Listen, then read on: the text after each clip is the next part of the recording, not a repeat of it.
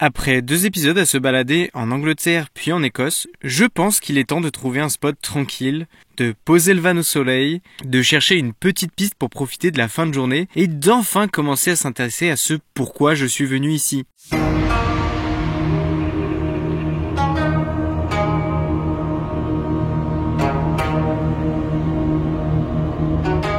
Il est temps de découvrir ces Bike Trail Centers dont tout le monde me parle depuis que j'ai passé la frontière.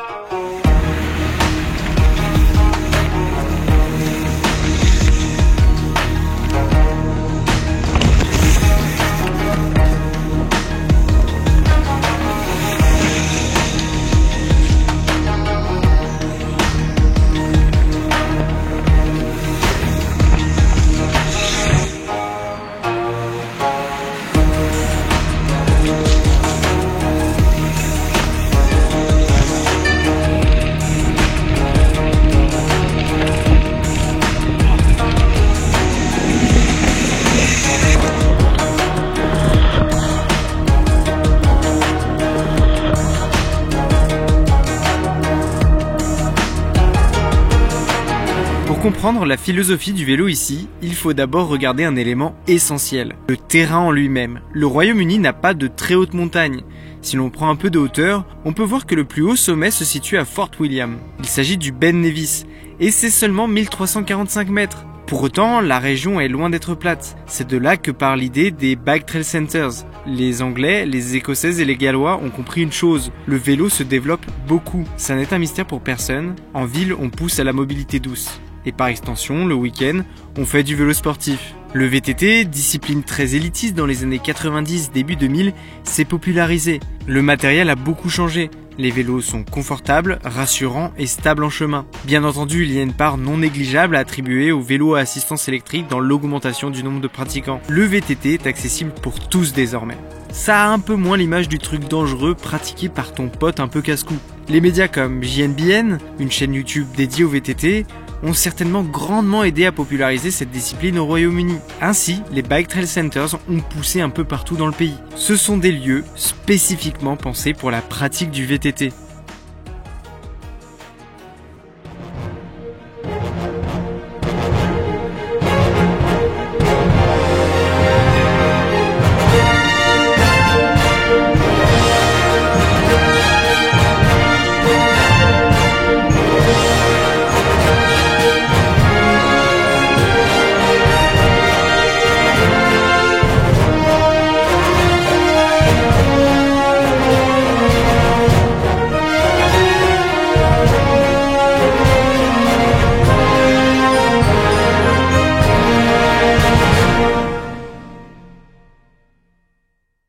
Grantstown-on-Spey. Et ensuite... Et là ensuite on prend la petite route rouge. Ça a l'air d'être une ancienne route militaire. Hop, tout là. Ça traverse le Cairngorm. Mais au final, qu'est-ce qu'un Bike Trail Center? Et en termes de vélo, ça vaut quoi? Je ne vais pas détailler chaque Trail Centers d'Écosse. Nous allons synthétiser et trouver leurs points communs pour se faire une bonne idée de ce que l'on trouve pour rouler. Je donnerai quand même quelques spécificités qui méritent d'être mentionnées, mais vous trouverez en bas de l'écran le nom des lieux où les images sont tournées. Pour trouver un de ces Trail Centers, il suffit de se rendre dans les coins un peu vallonnés. En arrivant du nord-ouest, après un passage éclair à Culloden, je m'aventure dans le parc naturel des Cairngorms, qui offre de superbes points de vue dégagés et une atmosphère bien particulière. Peu fréquentée en ce début d'année, les routes ne sont pas très empruntées.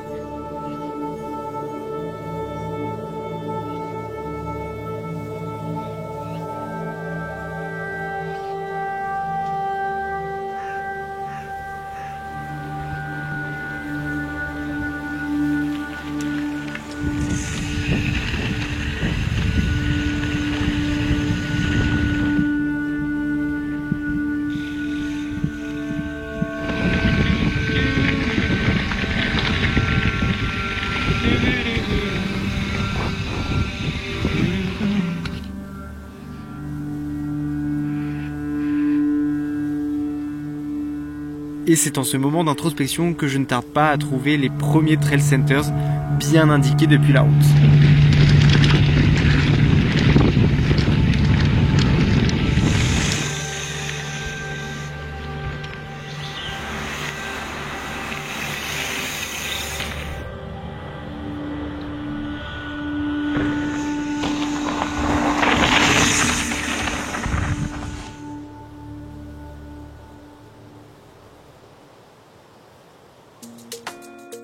Après quelques semaines à rouler ces pistes, je réalise que ces petits bike parks ont beaucoup d'éléments en commun. Ce ne sont pas juste des pistes de VTT construites rapidement, ce sont des lieux bien officiels, explicitement mis en avant par la ville dont ils dépendent. Il ne s'agit pas simplement de créer des pistes de vélo, mais de proposer un véritable lieu de vie où se donnent rendez-vous les habitants du coin. On retrouve bien évidemment les pistes de VTT, mais aussi un café, un restaurant, un pump track, un magasin de réparation et de location de vélos.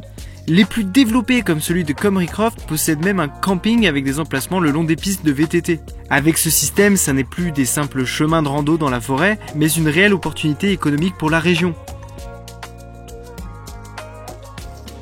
Ce que j'ai apprécié, c'est que les pistes sont toujours hyper accessibles. Ces Bike Trail Centers s'adressent à toute la famille et sont excellents pour débuter. Il y a plus de pistes pour débutants que de pistes hyper techniques. On retrouve des notations comme par chez nous, vert très facile, bleu facile, rouge confirmé et noir expert. Cependant, je trouve que le niveau de notation est un peu décalé en comparaison avec celui de nos bike parks français. Une piste bleue chez nous est souvent plus difficile qu'une rouge ici. Attention, je parle d'une tendance et pas d'une science exacte. Déjà parce que je n'ai pas tout roulé, j'ai également eu des conditions exceptionnelles pour l'endroit. En Écosse, faut bien mettre de la crème, c'est important. J'en reviens pas. Je l'avais pris au cas où, et au final, c'est ma meilleure amie. Wouhou!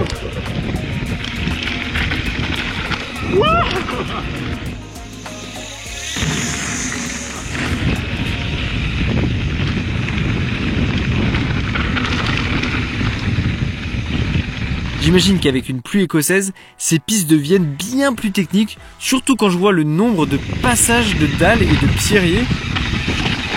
Ah, on m'avait promis des petites dalles. On commence déjà par des petites dalles.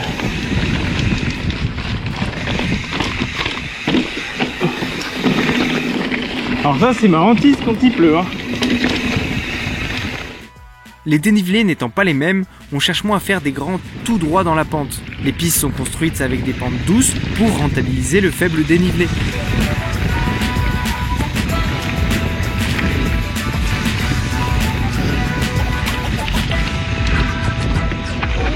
Wow.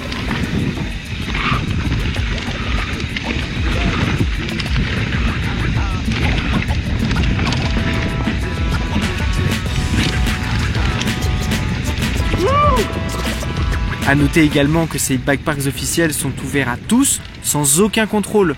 Quand tu paies un forfait en France pour un bike park, si tu te pointes sans casque, je ne suis pas sûr qu'ils te laissent monter. Ici, ça n'est pas le cas, et j'ai pu voir une personne rouler sans casque sur une piste noire. Bon, il marchait à côté du vélo du coup. Mais tout ça pour dire que c'est ouvert à tous, globalement toute l'année, et il n'y a pas d'horaire d'ouverture et de fermeture, donc autant faire des pistes avec une notation progressive. Maintenant, ça ne veut pas dire qu'il n'y a que du facile. Chaque petit bike park possède quelques pistes noires bien techniques.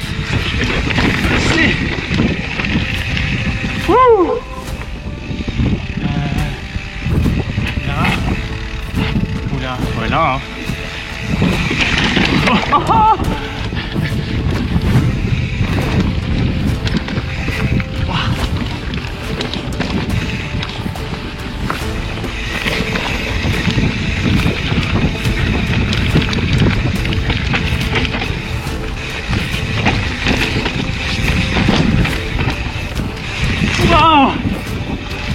Alors lui, il est passé pas loin. Wouh! Le truc c'est que quand tu connais pas, c'est pas évident hein, d'y arriver comme ça à l'aveugle avec ton petit cross-country là. L'organisation des pistes est très bien pensée. Un détail qui m'a énormément plu, c'est la qualité de la signalétique. Les indications sont claires pour trouver les pistes facilement. Ça peut sembler être un détail, mais c'est tellement pratique. Tu sais toujours où tu es. Sur tous les parcours, tu as des numéros qui te permettent de te situer sur l'itinéraire. Au lieu de galérer à trouver la piste en fonction d'une vague forme sur la carte. Là, tu peux retrouver tes potes facilement, au lieu de décrire la forme d'un arbre ou d'un caillou. Tu vois, là on a pris ce virage là on est descendu, là il y avait l'intersection. On a continué là, il y avait les deux mamies. Si, c'était là.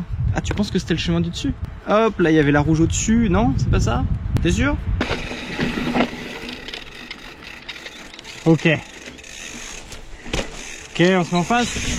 Il y a également des indications sur les obstacles présents sur le parcours. C'est une bonne chose, même si j'ai parfois trouvé qu'il y en avait trop, et que ça pouvait être exagéré. Quand tu roules, et d'un coup tu vois une tête de mort sur l'arbre, tu imagines un truc de fou. Moi ça me fait psychoter, alors que parfois c'est pas grand chose. Il y a un obstacle certes, mais c'est normal pour du VTT.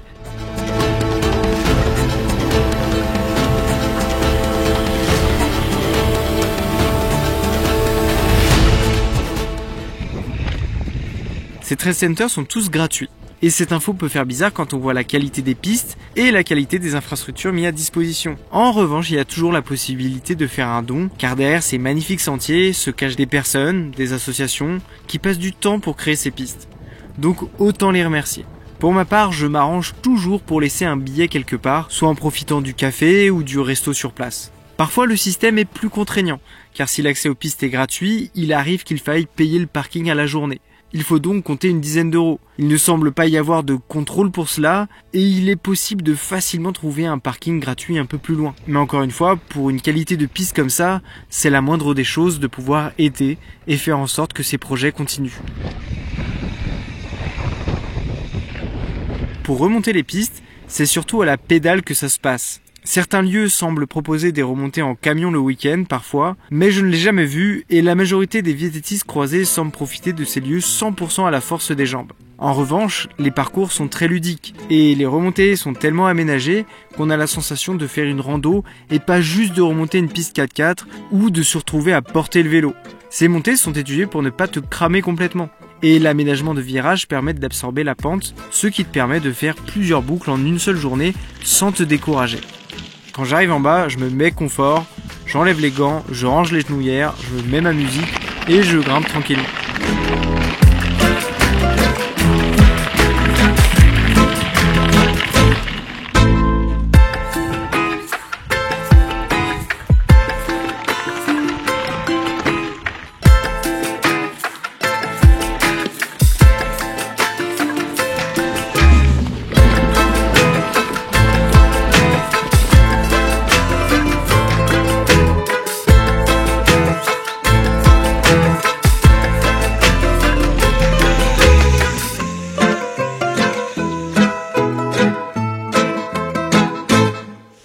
C'est super sympa d'avoir des petits endroits comme ça qui sont vraiment dédiés au VTT et il n'y a aucun autre sport, ce qui fait que pour organiser ta petite sortie c'est vraiment pratique puisque selon les conditions tu peux vraiment te faire un petit itinéraire.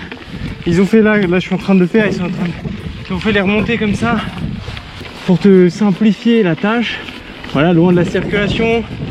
Il n'y a pas de marcheurs, pas de chevaux, enfin du coup c'est vraiment que pour le vélo, donc ça c'est pas mal. Tu vois, ça regroupe des gens en plus, donc si tu as besoin d'aide et comme moi que tu roules un peu tout seul, là en fait c'est plus rassurant qu'autre chose. Pas de GPS aujourd'hui parce qu'il y a des cartes un peu de partout, les itinéraires sont fléchés, donc c'est vraiment sympa quoi.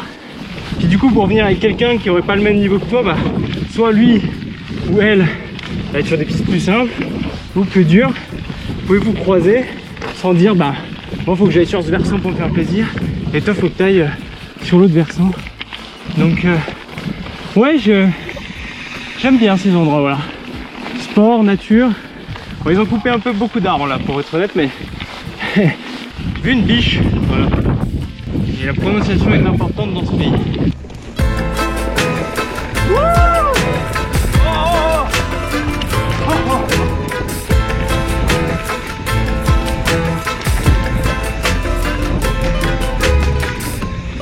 On pourrait penser avoir fait le tour du sujet, mais il reste encore quelques surprises. Par exemple, j'ai mentionné le code couleur de difficulté, mais il y a une couleur de plus. Il y a la couleur orange, que nous n'avons pas chez nous, et qui correspond aux pistes dites freeride ou proline. Bon, en gros, c'est des pistes avec un maximum de sauts. Mais pas des petits sauts, hein! Vraiment des grosses lignes de jump. Et le meilleur exemple que j'ai pu trouver se trouve à Glenlivet, en plein cœur des Cairngorms. Bon, j'ai beau essayer de me motiver, Là, ce qu'il y a derrière moi, c'est un peu trop gros à la fois pour moi et aussi pour le vélo. Peut-être qu'avec mon gros enduro, j'aurais tenté. Mais là, en fait, soit je me fais mal, soit je peux faire un peu mal au vélo et c'est pas le but. Hein. Je suis pas venu en Écosse pour me blesser. Je savais que si je trouvais ça, et je suis un peu étonné hein, de trouver ça dans un bike park anglais. C'est pas ce que j'avais en tête. Mais c'est une belle surprise et du coup ce sera je pense la seule fois du voyage où je serai vraiment frustré de pas avoir mon plus gros vélo. Mais c'est pas grave, c'est le jeu. Et du coup comme j'arrive pas à le faire, mais j'ai quand même marché la ligne et je trouve qu'elle est superbe. J'ai vu un jeune vététiste, c'est moche en français, j'ai vu un jeune rider qui du coup passait toute la ligne et il y avait sa mère qui essayait de le prendre en photo et il était pas content du résultat, il avait pas l'air très satisfait. Comme quoi sa mère arrivait pas à bien prendre en slow motion le saut et que ça rendait rien. Du coup je suis allé le voir, je lui ai dit écoute si tu veux moi j'ai une bonne caméra et je pense pouvoir faire un truc sympa et toi tu me fais la ligne comme ça je pourrais montrer aux gens à quoi cette ligne, à quoi elle ressemble. Du coup c'est le jeune Léo qui va vous montrer ça.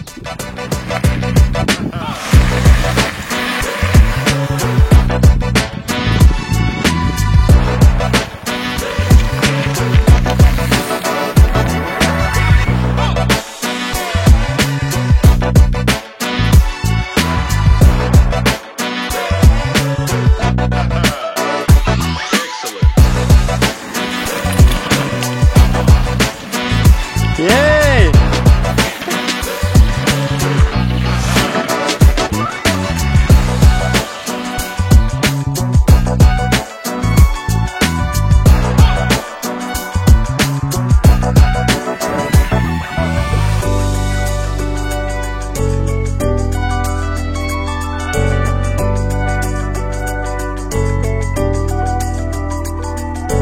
Cette ligne est vraiment impressionnante, mais faisable. En discutant avec les gars du coin, ils m'ont dit c'est vrai qu'on n'a pas l'habitude d'avoir ça en Écosse et que c'est des lignes qui sont en train un peu de se développer.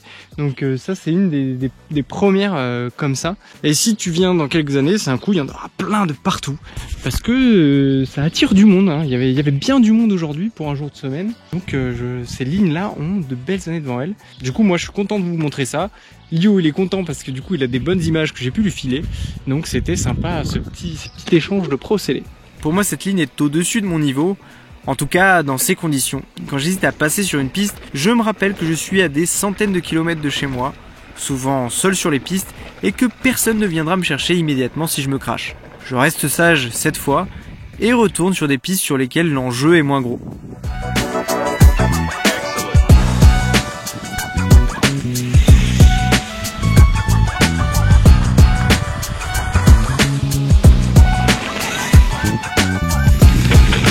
Voilà, c'est la fin. Mais quelle erreur! Ça va lui coûter quelques secondes au chrono. Attends, il n'y a pas de chrono. Ah oui, c'est vrai. Ouh. Oh.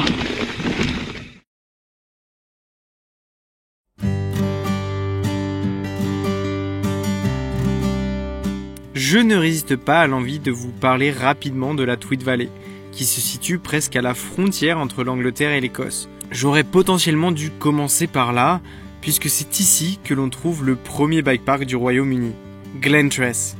Si tu passes dans la région, tu entendras parler des Seven Stains, qui correspondent aux 7 premiers Bike Trail Centers du Royaume-Uni. Rien de particulier, c'est juste un titre honorifique. Chacun de ces bike parks possède son caillou, sa statue totem, comme Glentress et son rocher avec une inscription en Klingon, la langue dans Star Trek. Si on peut saupoudrer le truc de mythes et de légendes, encore plus on le fait. C'est l'Écosse après tout. Hein. La Tweed Valley tire son nom de la rivière Tweed. Elle était facile celle-là. Elle regroupe un grand nombre de trail centers sur son petit espace. Et en fait, c'est plus que de simples bike trail centers. Les villages aux alentours surfent à fond sur cet engouement du VTT. Le week-end, il y a des vélos de partout. Ça parle vélo sur toutes les terrasses de café. Bref, quand tu passes par là, aucun doute, il y a des pistes tout autour. Petite piste rouge. Wouhou!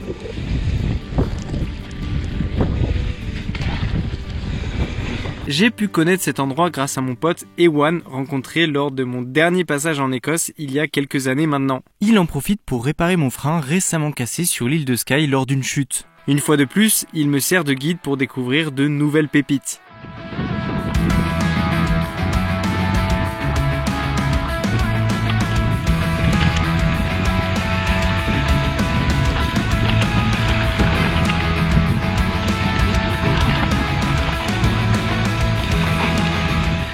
Donc voilà, ça c'est l'Écosse. En gros, tu peux aller traverser les champs à ta guise, aller un petit peu où tu veux. Et donc là, du coup, mon guide, Ewan, il m'a emmené au milieu des champs. Voilà, dans un endroit qui ne pédale pas du tout, mais il est content. Il me dit que c'est le sens de l'aventure. Il a une vision du vélo que j'adore, un pro total, sans chrono ni objectif sportif. S'il voit une piste qui part dans la forêt, qui lui paraît cool, il y va sans vraiment regarder ce que c'est. You want to read the jumps again? I don't mind. It's entirely up to you. What are you doing that because? It's for fun. You know. No, but you're right. You just need to communicate. C'est à la fois mon guide VTT et mon volontaire photographe pour la journée. Oh, we could take a picture of you there. How's your cornering technique? Very bad. But on picture, actually, no one really see that.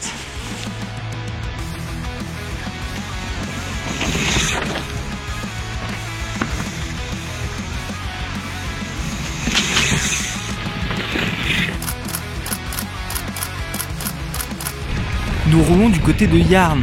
Les pistes semblent un peu moins entretenues, mais elles sont magnifiques tout de même, à en faire perdre mon anglais. Oh yeah, definitely. Oh, oh yes, yeah. Well, I mean, if you just roll it, because like if you jump it, then you compress. I'll do it. I'll do both. I suspect there's like a.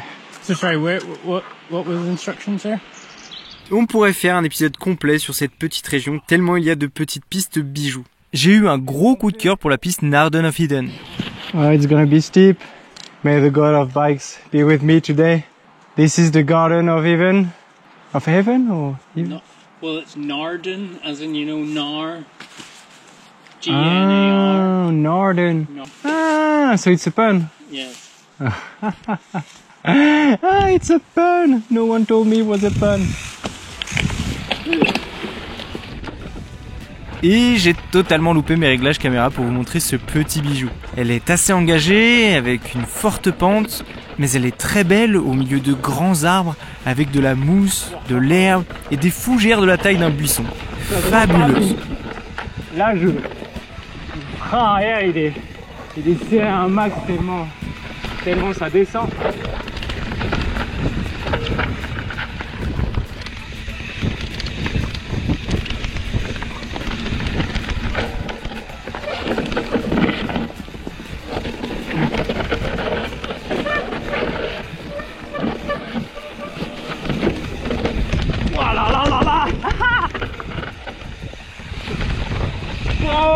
Whoop.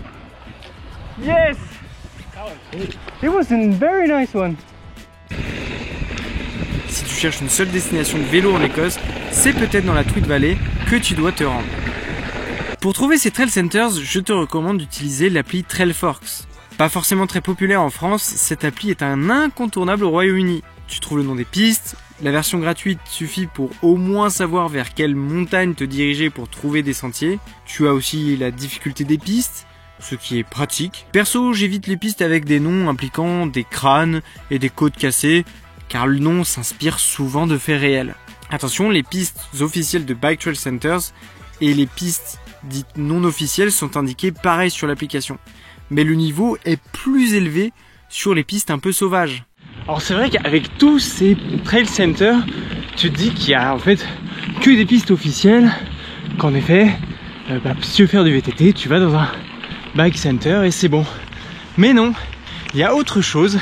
Il y a un peu comme par chez nous des pistes non officielles faites par les locaux qui veulent autre chose, parce que le bike center c'est super sympa, Et moi j'en profite à fond, j'y vois vraiment que du positif. Mais c'est vrai que je peux comprendre pour un certain type de pratiquants que déjà le Trail Center, si tu vas le week-end, c'est quand même assez blindé. Donc je comprends que devoir toujours aller à un endroit où c'est blindé alors que y a plein d'autres collines où tu peux te faire ta piste un peu secrète. Ça c'est le premier point. Et le deuxième point, c'est qu'en fait les Trail Centers, comme ils sont ouverts pour tout le monde, et le but c'est plutôt d'être accessible au plus grand nombre, et en fait même la piste la plus difficile du parc, elle est parfois pas si difficile que ça. Si tu as un peu d'années d'expérience et que tu as un vélo, tu as un gros enduro, ça va peut-être manquer un peu de piment tout ça. Alors c'est pas mon cas puisque moi je roule avec un cross-country, donc les pistes pimentées du Trail Center me suffisent amplement. Mais je peux comprendre que pour certains ce soit pas le cas. Et du coup ils vont faire des pistes non officielles, parfois pas très loin. Et sur les applications, elles sont indiquées exactement comme celles des Trail Center. Et il faut faire un petit peu attention parce qu'en fait, pour le coup, le niveau est beaucoup plus haut. Par exemple, une piste rouge dans un Trail Center ne sera pas du tout pareil qu'une piste rouge non officielle, tu vois, fait par les locaux. Et là, regarde, ça tombe bien, je te propose, ça c'est une piste rouge. Alors c'est d'ailleurs une des rares pistes que j'ai fait plusieurs fois. La plupart des caméras embarquées que tu vois en vidéo, c'est la première fois, j'ai pas le temps de tout découvrir deux fois. Déjà une fois je manque de temps. Mais celle-ci je l'ai déjà faite. On va pouvoir comparer une piste rouge dans un bike park officiel et une piste rouge non officielle comme ça. Quand je dis non officielle, c'est que ça fait vraiment pas partie d'un bike park. Par contre elle est notée sur les applications. C'est noté comme une piste de vélo, une piste rouge, donc presque le plus dur. Hop. Allez, c'est parti.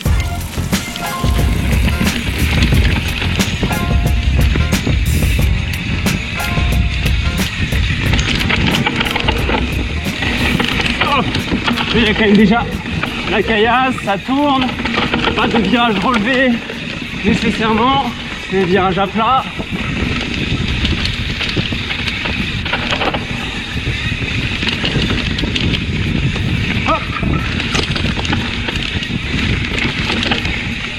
Wow.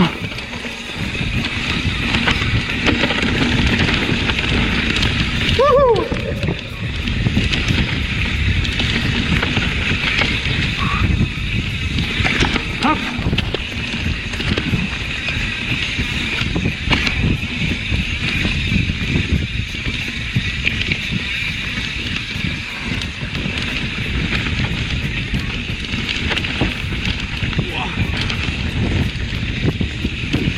J'ai trouvé les pistes rouges de Trail Centers beaucoup plus simples et roulantes. Chaque obstacle est calculé pour bien passer et on se fait porter par la piste. Ça reste plaisant et le cadre est sympa, mais c'est un peu moins mon style que les pistes un peu plus naturelles dans les bois.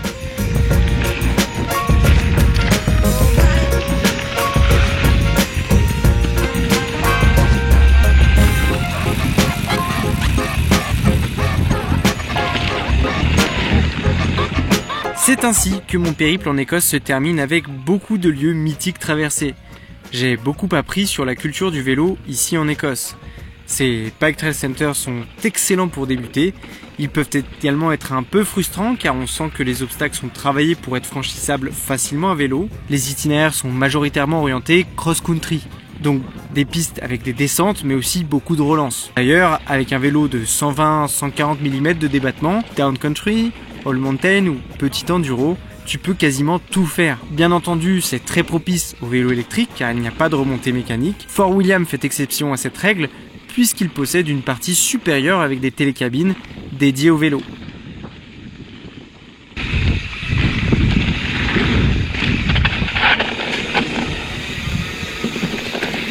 Chaque fois je me vois mourir sur les petits pots en bois. Tout humide là, comme ça là. J'imaginais vraiment faire cette vidéo avec le parapluie sous la pluie. C'est de donner un peu du stéréotype de il pleut tout le temps ici. Et au final j'ai le soleil en pleine tête. J'ai même pris des petits coups de soleil, à la fois en roulant et puis là, juste en buvant ma bière devant le petit camion. Non mais voilà, venez en Écosse, non. Alors là j'ai autre chose à dire. Voilà, pour dire que le Royaume-Uni, dans sa globalité, c'est pas forcément l'endroit de rêve pour venir rouler. Je vais pas essayer de vendre ça comme l'endroit qu'il faudrait absolument découvrir. Mais moi, ce que je recherchais, pourquoi je suis venu jusqu'ici alors que j'ai des spots incroyables dans les Alpes, et en France, on a des spots vraiment incroyables, donc pourquoi venir si loin? Moi, je cherchais vraiment plutôt une autre culture, des gens. J'aime beaucoup le pays, mais pour l'atmosphère qui s'en dégage, pour les gens que je trouve vraiment formidables. De manière générale, quand je suis dans le van, je me sens bien accueilli dans les pubs, dans les accueils en général. Donc c'est ça que je cherchais. Mais du coup, au passage, comme j'aime le vélo, pourquoi pas venir découvrir les spots mythiques du coin, voir ce que les gens d'ici roulent, puisqu'après tout, on retrouve des riders dans le top mondial, donc c'est pas pour rien non plus. Ils savent rouler ici. Concernant l'avenir des Bike Trail Centers, on sent qu'il y a une réelle volonté d'investir dans ces endroits. On va dans le bon sens. Il y a 5-6 ans, quand je suis venu dans certains de ces Trail Centers, ça n'était pas aussi développé qu'aujourd'hui. Alors je ne peux qu'imaginer ce que ce sera dans 5-10 ans. J'espère que ça vous a plu, que ça vous a donné potentiellement envie d'aller rouler là-bas, ou de juste aller rouler autour de chez vous, et d'aller découvrir toujours plus de sentiers magnifiques. Le voyage touche presque à sa fin, il est temps de redescendre dans le sud, direction la frontière et direction la France. Mais juste avant, nous allons nous payer le luxe d'un petit détour au Pays de Galles, car il pourrait fortement faire concurrence à l'Écosse niveau vélo.